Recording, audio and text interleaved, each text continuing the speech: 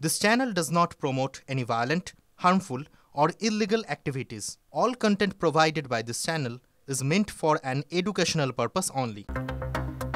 রুশ ইউক্রেনের মধ্যে শান্তি ফেরাতে ভারত সবচেয়ে বেশি আগ্রহী। ইউক্রেন সফরে গিয়ে প্রেসিডেন্ট জেলেনস্কির কাঁধে হাত রেখে বার্তা প্রধানমন্ত্রীর। এই যুদ্ধে ভারত কখনোই নিরপেক্ষ ছিল না, ভারত সর্বদাই শান্তির পক্ষে। বার্তা নম্বর, সফর চলাকালীন একাধিক চুক্তি সই হয় দুই দেশের মধ্যে। অর্থনৈতিক সম্পর্ক, প্রতিরক্ষা নিয়ে কথা হয় মোদি এবং জেলেনস্কির মধ্যে।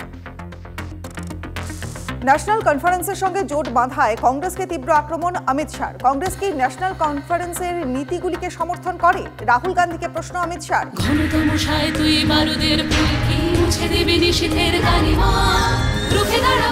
একজন মা হয়ে বলছি, সফল জীবনের জন্য যেমন চাই মজবুত হয়ে ওঠা শিক্ষা, মজবুত চুলের জন্য তেমনই চাই Alopex long and strong hair oil. Jammu কাশ্মীরের জন্য আলাদা পতাকা কি সমর্থন করে হাত শিবির? প্রশ্ন সাহেব। এছাড়া সংরক্ষণ ইস্যুতেও কংগ্রেসকে বিদ্যে ছাড়েননি কেন্দ্রীয় স্বরাষ্ট্রমন্ত্রী।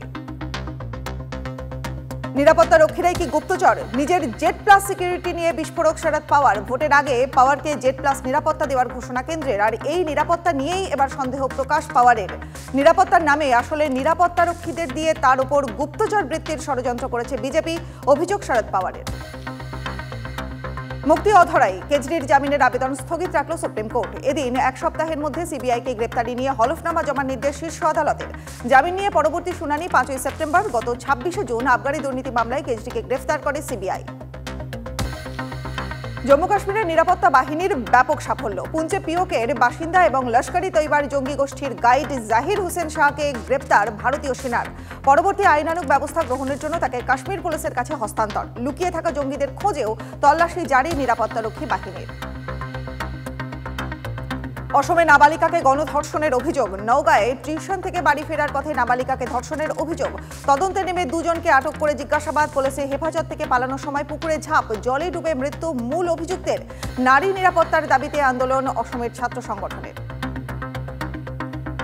ডাক্তারদের সমাবর্তনে আর কালো জামা নয়, পড়তে হবে ভারতীয় পোশাক। কেন্দ্র পরিচালিত মেডিকেল কলেজগুলিকে চিঠি স্বাস্থ্য মন্ত্রকের। তাতেই পোশাক বিধি বদলের নির্দেশ। চিরাচরিত কালো জামা এবং কালো টুপি সমাবর্তনে পরা চলবে না। পরিবর্তে ভারতীয় কোনো পোশাক নির্দিষ্ট করতে হবে ওই বিশেষ অনুষ্ঠানের জন্য।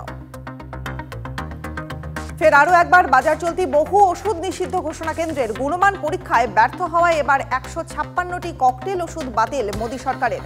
তালিকায় অ্যান্টিবায়োটিক, প্যারাসিটামলের গ্রুপও।